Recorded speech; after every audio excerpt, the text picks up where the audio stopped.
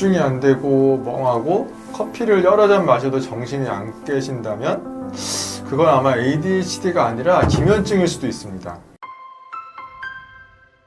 원장님, 제 고등학교 때 친구가 있는데요. 별명이 잠만보예요. 정말 상상 초월하게 잤거든요. 선생님께 늘 혼나고 저는 밤새 게임해서 그런 거라고 웃으면서 넘겼죠. 최근에 다시 만났는데 커피를 몇 잔을 마셔도 정신이 흐리고 집중이 잘 안 되는 건 여전하다고 해요. 이 친구가 내가 성인 ADHD 아닐까 생각하던데 성인 ADHD 맞을까요? 이 PD 친구분만 그런 건 아닌 것 같아요. 요즘 정말 많은 분들이 저 성인 ADHD 아니에요? 라고 말해요. 실제로 처방받고 있는 분들도 많고요. 저는 기면증을 먼저 의심해 볼 것 같아요. 왜냐하면 ADHD하고 기면증은 겉으로 보이는 증상이 굉장히 비슷한 면이 많거든요. 대표적으로 4가지가 있어요. 집중이 안 되고 자꾸 멍해지고 일을 자꾸 미루게 되고 감정 기복도 오죠.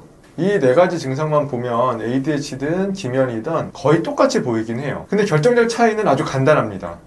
ADHD는 뇌는 깨어있는데 주의가 사방으로 흩어지는 상태, 기면증은 겉으로는 깨어있어 보여도 뇌는 계속 졸고 있는 상태. 완전히 다르죠? 제가 실제로 만났던 분 중에서는 이런 케이스가 있어요. 초등학교, 중학생 때는 별 문제 없이 지냈는데 고등학생 때부터 갑자기 아침에 일어나기 너무 힘들고 수업만 하면 졸음이 쏟아진다고 했어요. 아, 내가 게으르구나, 수업이 재미없어서 그런가 하고 넘어갔었는데 대학을 졸업하고 직장에 들어가고 나서부터는 문제가 드러났다고 해요. 회의 10분만 지나면 머릿속에 뿌얘지기도 하고 점심 먹고 나면 도저히 버틸 수가 없는 졸음이 오고 모니터 앞에 앉아있으면 멍한 그런 느낌.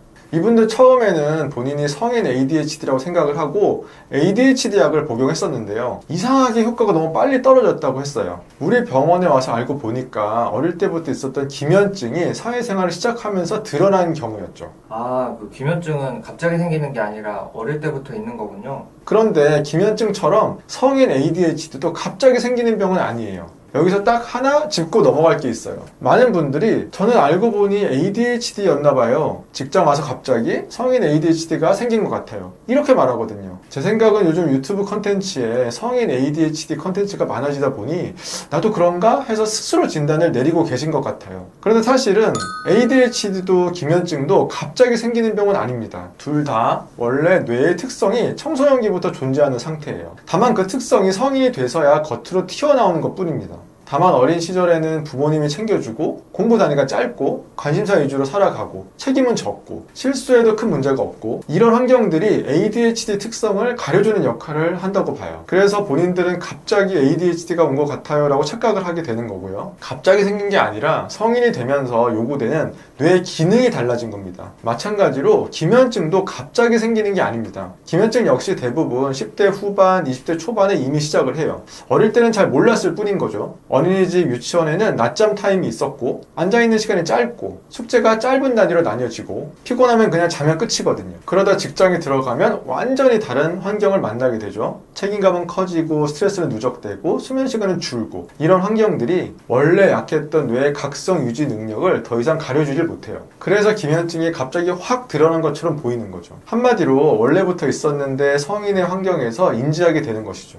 어쨌든 왜 나는 갑자기 이렇게 됐지? 하고 괴로워하지 마시고 병원에 가서 진료를 받아보면 치료 방법이 있습니다. 다시 한번 강조하고 싶은 부분은 많은 사람들이 기면증인데 성인 ADHD라고 생각을 해서 엉뚱한 치료약을 먹는 경우를 주의해야 합니다. 제 친구에게 기면증 얘기를 했을 때 그거 길 가다가 픽 쓰러져서 자는 병 아니냐? 그러더라고요. 이게 정말 많은 분들이 오해하고 계신 부분이에요. 기면증은 길 가다 픽 쓰러져서 자는 병.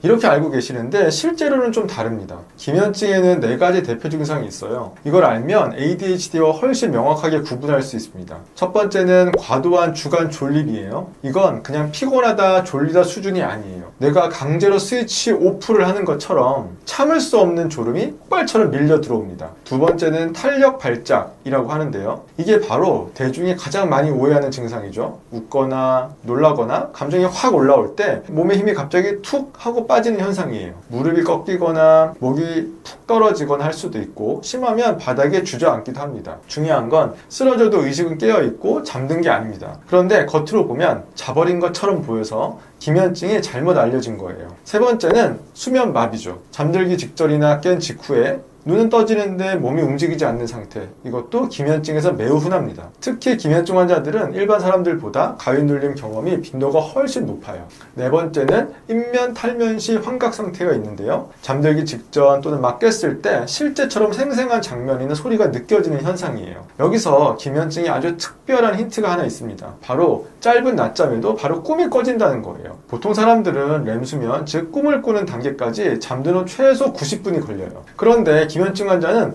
5분, 10분만 누워도 바로 꿈이 시작됩니다. 그래서 방금 낮잠 잤는데 꿈을 꿨어요. 아니면 잠든 지 얼마 안 된 것 같은데 내용이 너무 생생했어요. 라는 이런 말이 나오게 되면 그 자체가 기면증의 중요한 단서가 되죠. 이 네 가지 중 여러 개가 겹치면 ADHD가 아니라 기면증 가능성을 훨씬 더 높게 의심해야 합니다. 그럼 기면증인데 ADHD 치료약을 잘못 먹으면 어떤 문제가 생기나요? ADHD 약도 각성제 계열이라서 처음엔 조금 좋아지는 것처럼 느껴질 수 있어요. 그런데 기면증 환자에게 ADHD 약은 효과가 너무 빨리 떨어집니다. 오전에는 좀 괜찮네 싶다가도 점심이 지나면 다시 멍해지고 오후에 또 먹어도 저녁에는 방전이 되죠. 이게 바로 기면증인데 ADHD 약을 잘못 먹고 있는 사람의 전형적인 패턴이에요. 그럼 병원에 오면 기면증 진단은 어떻게 받나요? 기면증 검사는 두 단계로 진행이 돼요. 밤검사와 다음날 낮검사로 이루어집니다. 밤에 수면다원 검사를 통해 수면에 다른 문제가 없는지 확인하고, 낮검사는 20분씩 짧게 잠을 재워드리는 낮잠 자는 시간을 5번, 4번 정도에 걸쳐 측정을 하는데, 기면증 환자는 눕기만 하면 금방 잠이 들어버려요. 그래도 바로 수면 클리닉 와서 검사를 받기 망설여질 수도 있을 것 같아요. 기면증을 의심할 만한 체크리스트를 알려주세요. 좋아요. 이 중 3가지 이상이면 ADHD보다 기면증을 먼저 의심해야 합니다. 첫 번째, 7, 8시간 자도 몸이 전혀 개운하지 않다. 두 번째,